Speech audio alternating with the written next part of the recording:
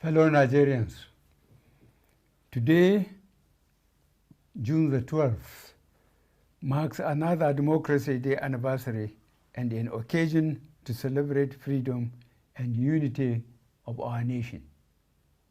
From 1999, we consistently celebrated Democracy Day to mark the end of military rule and the return of power and control into the hands of those freely elected by the people.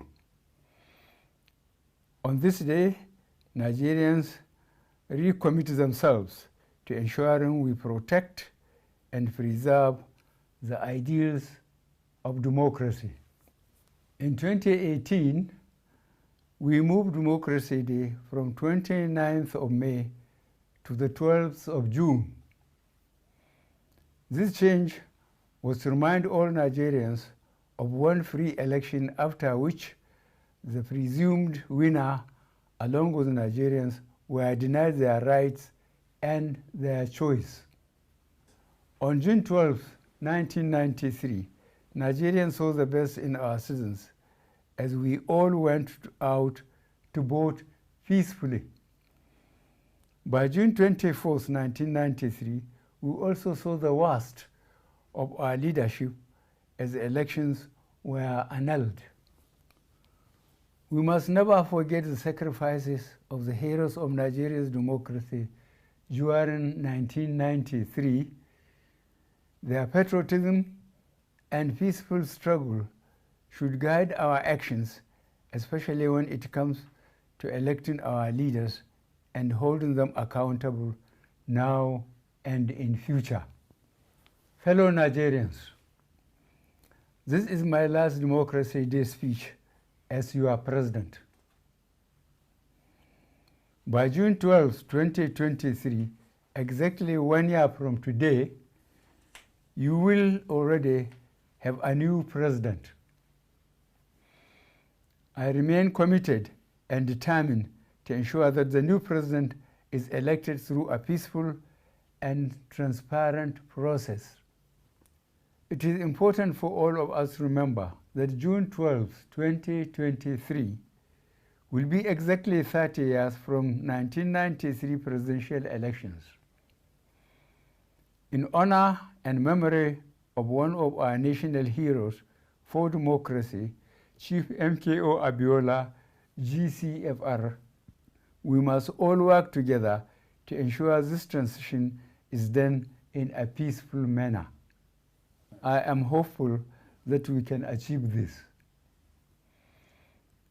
The signs so far are positive. Recently, all registered political parties conducted primaries to select their candidates for the 2023 general elections. These primaries were peaceful and orderly. Those who won were magnanimous in their victories. Those who lost were gracious in defeat. And those aggrieved opted to seek judicial justice as opposed to jungle justice. I followed the party primaries closely from the state level to the presidential level. I was very impressed to see across all the political parties that most candidates ran issue-based campaigns. The language and the tone throughout were on the whole measured and controlled. Another positive that came from the 2022 party primaries was a significant increase in women and youth, particularly across all parties. I was very pleased to see this development. This augurs well for the future. These trends clearly show the level of maturity our democracy has achieved in the last 23 years. As we move into the general election campaign season, we must sustain this mature attitude to campaigning and ultimately voting. We must never see it as a do or die affair. We must all remember democracy is about the will of the majority. There must be winners and losers. I will therefore take this opportunity on this very special day to ask all candidates to continue running issue-focused campaigns and to treat opponents with dignity. As leaders, you must all showcase high character and never forget that the world is watching us and Africa looks up to Nigeria to provide example in governance. The tone you set at the top will surely be replicated in your followers. For the voters, I am pleased to inform you that in the last 7 years, our government across all tiers has made significant investments to reform and enhance our electoral laws, systems, and processes to safeguard your votes. The executive, legislature, and judiciary were and still remain united and committed to ensure those reforms are fully implemented in the 2023 general elections. Fellow Nigerians, your right to choose your government will be preserved and protected. I know many of us are concerned with the rise in insecurity due to terrorist activities in parts of the country. As a government, we are working hard to contain and address these challenges and ensure that the 2023 general elections are safe and secure for all Nigerians. To achieve this, however, we must all contribute. It is not the job of government alone.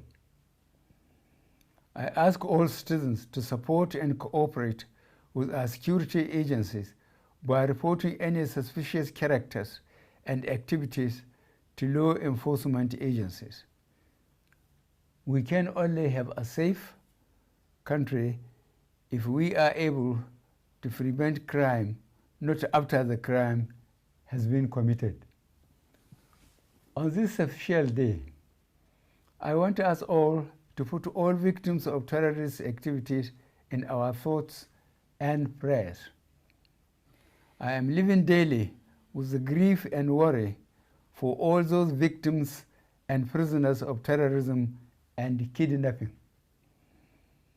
I and the security agencies are doing all we can to free those unfortunate countrymen and countrywomen safely.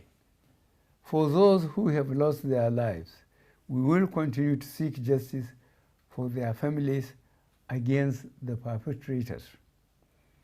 For those currently in captivity, we will not stop until they are freed and their kidnappers are brought to justice.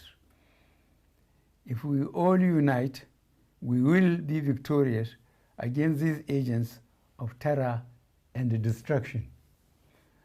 We have reformed some of our security structures. Some of the defense assets we procured 3 years ago have arrived and have been deployed.